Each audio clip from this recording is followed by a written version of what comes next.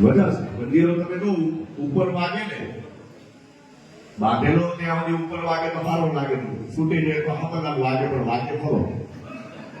હા હા, બધા છે મંદિરાની. બીજી બધા એ છે મંદિરાની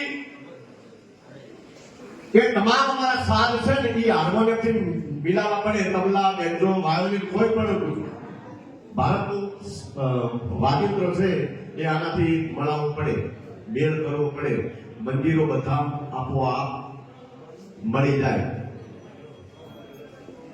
એ મંદિરામાંથી એ શીખવા જેવું છે કે આપણે કોઈ પણ ભાઈઓનો થોડો પણ ખતરાગ હોય પણ પ્રેમથી આવી ભળી જાય ને તો એનું જીવન મંદિરા જેવું થઈ જાય. મંદિરો એટલે મન જીરો, જેનું મન જીરો થઈ ગયું હોય ને એને પછી ભગવાન મળે.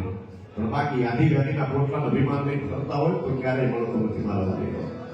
એટલે આપણે ત્યાં આનંદ આવે, મોજ આવે, ભાઈઓ બહેનો વડીલો બધાને તાલીમથી આમ થોડો કથળજો એટલે ખબર પડે. અને ખિસ્સામાં કઈ લાયા હોય તો ઉભા થવા કહેવાય કે ઉઘરાણી આયા નથી મારા બાપા, પણ મોજ આવે. દરબારી આવ્યો છે એમાં ન કહેવાય, એ તો આવે. પણ માવડી બેઠી છે, વંદન કરું છું અને હજુ સાહેબ હજુ આપું છે. પણ આ ડખો યાદ થયો છે ને, જોવાનું આવે છે ને ત્યાં ડખો થયો છે. દીકરા દીકરી આ બધા જેટલા બેઠા છે ને એમના લગ્ન કે હથેવાળો થયો ને એ પોતાના દાદાએ જોઈન કર્યા હોય, પોતાના માવતરે જોઈન કર્યા હોય અને 80-80 વર્ષ વર્ષ જીવી ગયા સાહેબ. પણ જોવાનો જે આવ્યો છે ને ડખો, હમણાં અમારી બાજુ ને છોકરીને જોવા માટે છોકરો આવવાનો એટલે ડોહાભાઈ ડોશીને કીધું, એ ડોશી હું ભણે છે શું સાહેબ ઈ કે આપણે છોકરી નહીં પ્રકાશની અને છોકરો જોવા માટે આવવાનો. ડોશી જેડો વાળી જોવા મળી અને મારું થશે એના ઉઠોથી લાયા ચાલુ કરી નાખ્યો. ડોહો કે છોકરીને જોવા આવે છે, આપણા છોકરીને તું કામ રોવે છે. ઈ કે ડોહા બિલકુલ ના આવે, મને આપણા વખત આવું જોવાનું હોત તો જેવું સારું. પણ ડોહો એવો હોય શિવરનો એ કે ડોશી આપણા વખત મોડલ છો સારો આપણો. તમે વિચાર તો કરો સાહેબ, સારા મોડલ નકામ જોયા વગર કરે એના નામ ઉજળા થઈ ગયા. મારા બાપ અત્યારે જોઈન કરીને 3 મહિને હગાઈ થાય, 6 મહિને લગ્ન, 12 મહિને છૂટાછેડા થવા માંડે છે. મારા બહુ વિચારવા જેવું છે મારા બાપ. કારણ કે ભજન હોય, ડાયરો હોય, સંતવાણી હોય, એમાં કઈક સારી વાત થાય મારા બાપ.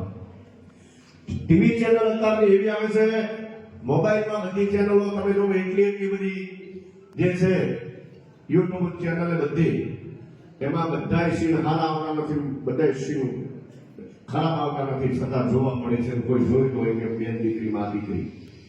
પણ એક અમારો ભજન ડાયરો સંતવાણી એ છે, એમાં પોતાનો જેઠ બેઠો હોય, બેન બેઠી હોય, દીકરી બેઠી હોય, મા બેઠી હોય, બાપ બેઠો હોય અને બધા આપણે આદે સાહેબ જેને આપણે એક આનંદ કરે ને એનું નામ અમારું સંતવાણી ભજન. વગાડો જોરદાર તાળી.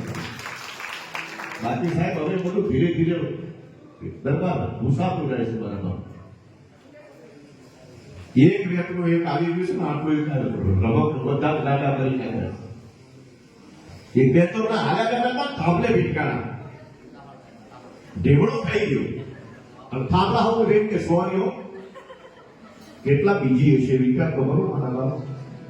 પણ તો માતાઓ બેનો ક્ષત્રિયાણીઓ બેઠા છે, ક્ષત્રિયો બેઠા છે મારા બાપ. ધન્યવાદ છે આ ધરાને એટલે જ કીધું ધરાવીને દાના નીકળે ગોળવીને માગોટો હોય, દેશનો જકરો નીકળે જમીનમાં ઓછું પતંગડી હોય, સારી જમીન હોય, સારી ખેતી થાય, ઉજળા માવતરના સંતાન હોય, માવતરની પાછળ 35 વર્ષે પણ ભજન કરે ત્યારે એવા ભજનનો દોર નહીં, એવા ગજાનને કારણમાં આનો થઈ એવો કોઈ આમ દીકરો એને આપણે બોલાવીએ અને ભોળાનાથને ઉગીને પ્રાર્થના કરીએ, બાપા આજ્ઞા કરો કે ગજાનના તમારી કામળીની ધરતી માથે આવે અને મોજ કરાવે, ભજનની જમણી ગોઠવાણી બેહી જાય અને ભજનની મોજ આવે. ત્યારે આપણે સમક્ષ આવે છે કાનસનભાઈ ઝાલા. દાવત તમને બે હાથ ગળા કરીને આવી લેશો. કાનસનભાઈ ઝાલા.